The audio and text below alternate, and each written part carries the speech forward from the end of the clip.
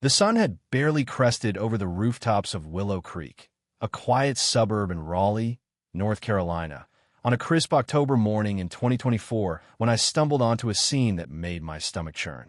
Two strangers were stapling artificial peonies to my backyard fence, their hands moving with the casual confidence of people who belong there. Then I saw Ida pastel blue sign with silver script proclaiming, "Welcome to Emily and Lucas's lakeside vows." My heart plummeted. My jaw hit the floor.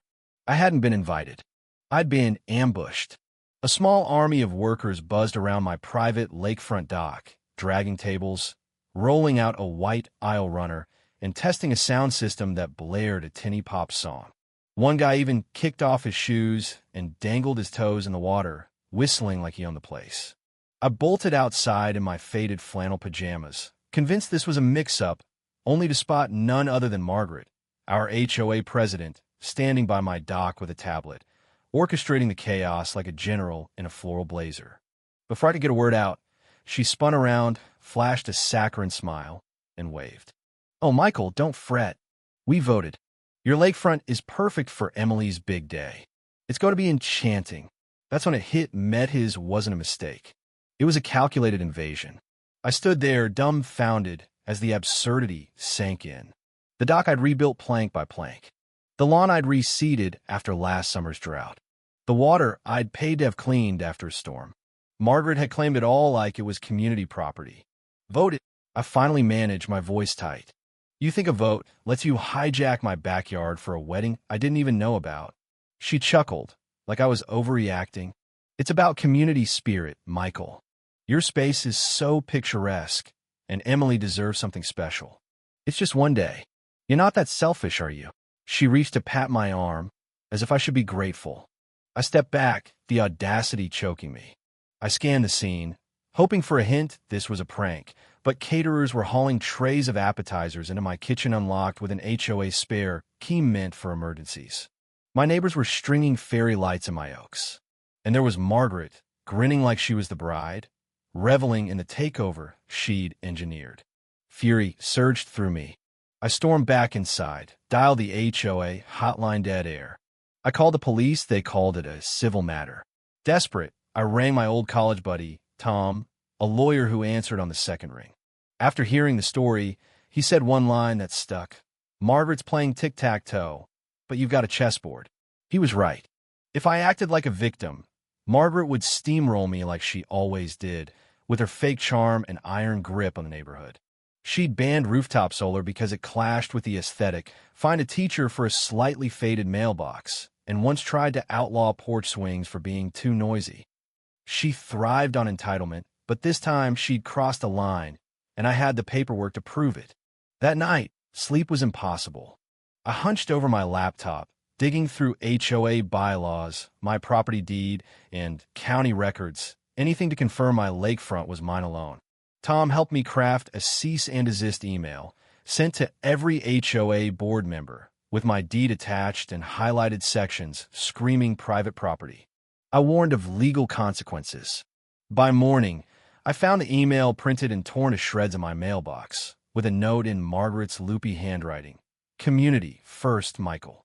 Don't be small." She wasn't backing down, she was doubling down. A tent crew arrived. A speaker system appeared on my deck. A valet table blocked my gate.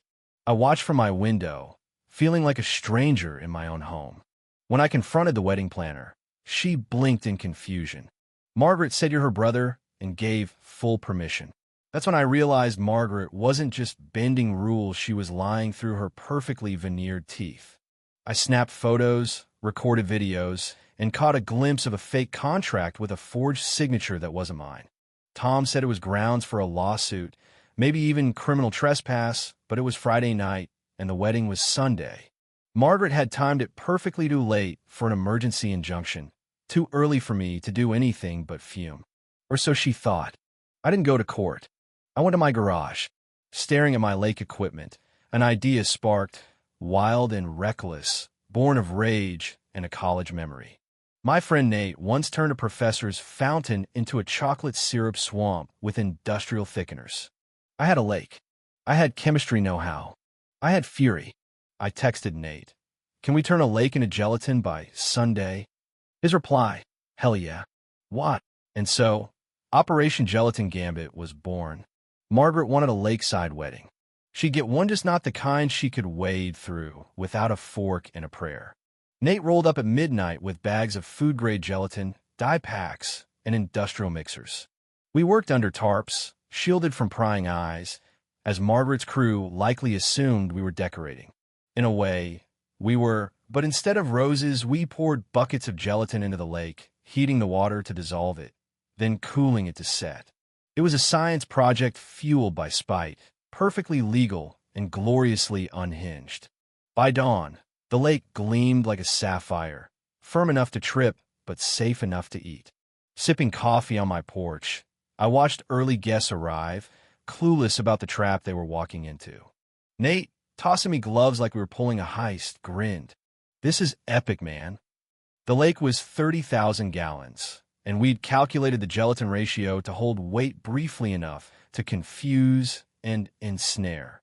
Nate's buddies, prank veterans from a legendary 4th of July mishap, joined us, treating it like a covert op. They mapped heating zones, stabilized the mix, and checked pH like mad scientists. By noon, the first layers set, shimmering like stained glass.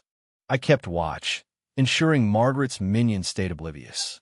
She was off hosting a rehearsal brunch, spreading lies about my generous hosting. Her deceit only fueled me. A hiccup hit at 2 p.m. A heater failed, leaving the deep end too soft. Nate rerouted lines and added a sticky stabilizer. I didn't care if Margaret's chairs fused to the lake bed.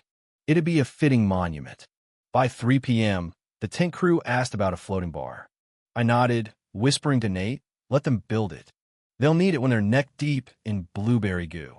Margaret swept in, her sun hat practically a parasol, barking orders into 2 phones. She barely glanced at me, assuming I'd caved.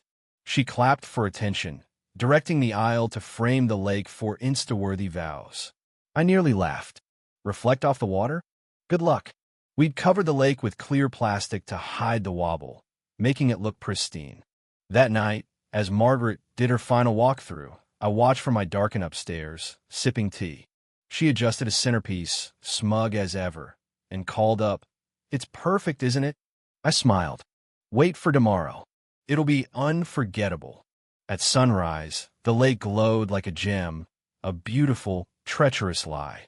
Guests trickled in by 9 a.m., valet parking clogging my street. Margaret strutted about, nitpicking tablecloths, oblivious to the lake's secret. Emily and Lucas arrived at 10, radiant but stressed. No one questioned Margaret's authority. She built her power on blind compliance. The DJ blasted love songs. The photographer raved about lake reflections, and Margaret took the mic, thanking our dear neighbor Michael for my generosity. The crowd clapped. I nodded, seething, as Nate whispered, "She's digging her own grave." The ceremony began at 11. Emily glided down the aisle, her gown catching the breeze, stopping at the lake's edge. The photographer urged her closer for the perfect shot. She stepped forward, then again. Her heels sank. She froze, confused, and shifted. With a wet squelch, her leg vanished to the knee. She screamed, flailing, and face-planted into the gelatin. The crowd gasped. A groomsman rushed to help, slipped, and belly-flopped in. A bridesmaid shrieked. More guests piled in, slipping, splashing, creating a blue, wobbly apocalypse. Laughter erupted. Margaret, watching her empire dissolve, turned the color of the lake. She shoved through, yelling for the music to stop. I stepped forward. "Just so we're clear," I said, voice carrying, "this is my property. I didn't approve this. You wanted the lake, so I made it ready. Next time, ask." Margaret screeched, "You ruined my niece's wedding." But the tide had turned. Police arrived, called over a poison scare, but found only edible gelatin. My deed and forged contract in hand, I laid out the trespass. The officer eyed Margaret. "You forged a signature. You're lucky he's not pressing charges yet." Guests turned on her, demanding answers, dry cleaning costs, refunds. Emily, wrapped in a towel, gelatin streaked, glared at Margaret and said, "We're through." Nate, munching a pastry, muttered, "Better than I dreamed." By dusk, the sticky, furious guests had left. Margaret stood amid the wreckage, her blazer ruined, her authority shattered. Videos of the fiasco hit the internet, going viral with captions like "Bride dives into gelatin lake" and "HOA tyrant's wedding disaster." TikTok looped Emily's scream. Reddit dubbed Margaret Blueberry Boss. News outlets ran headlines. "Gelatin justice, homeowner fights back." I stayed silent. The footage spoke for me. The HOA board called an emergency meeting. Neighbors packed the community center, furious. Margaret's usual tactics, smarmy speeches, fake smiles failed. The treasurer revealed she'd misused HOA funds for the wedding. A vote ousted her unanimously, met with cheers. Emily apologized, admitting she'd trusted Margaret blindly. Neighbors rallied to clean my yard, and I felt a real community emerge, one built on respect, not fear. Draining the lake was a slog. Gelatin clogged filters, but Nate and I laughed through it, joking about a gelatin uprising plaque. The HOA sent a formal apology and invited me to join the board. I accepted, determined to block the next Margaret. I hosted a lake party, serving blueberry cupcakes, a nod to the chaos. Emily showed up, handing me a glass lake ornament with blue beads and a note. "Thank you for doing what I couldn't." She'd cut ties with Margaret, who'd vanished, her house dark, rumors of a quiet move swirling. Life normalized, but I'd changed. I pushed HOA reforms, transparency, fairness. A production company licensed the footage for a suburban disaster series, profits funding a youth shelter Margaret once tried to close. The lake stayed mine, a symbol of resistance.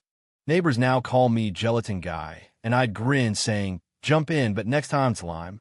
So what do you think? Was I justified in turning my lake into a trap, or did I go too far? Should Emily have known better, or was she just a pawn? And how far would you go to protect your space from someone like Margaret? Drop your thoughts below, hit that like button, and subscribe for more wild stories.